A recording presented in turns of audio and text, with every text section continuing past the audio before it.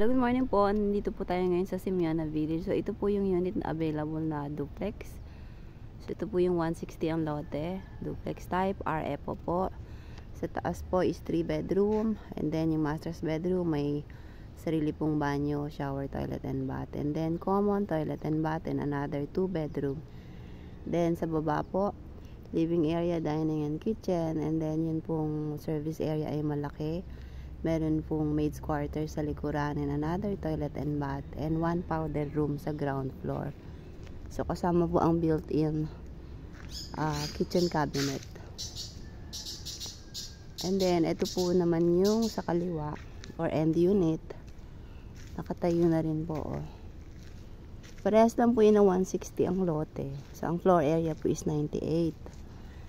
So ang carport po nito pwede po siyang 3.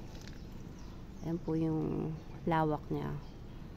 Malaki po yan. Pwede niyo po expand yung likuran kasi malaki po yung bakanting space niya doon.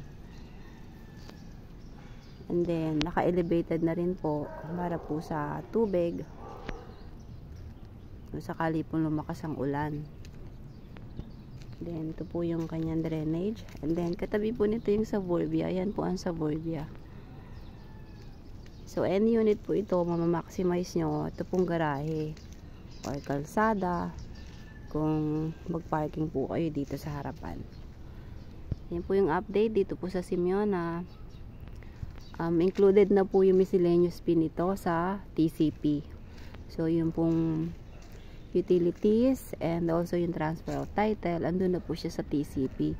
Loanable po sa bangko is 80% and then down payment po is 20%. Payable pa siya in 1 year o 12 months na wala pong interest. So, kasama na rin po ang kanyang fence and gate. Included na po. So, yan po yung community dito po sa Simeona Village. Ang Simeona po ay may multi-purpose hall, 2. So, may mini chapel po, basketball court, covered basketball court, and playground, parks and playground. May mini chapel po doon. So, maliit lang pong community ito. Inquire lang po kayo. Thank you.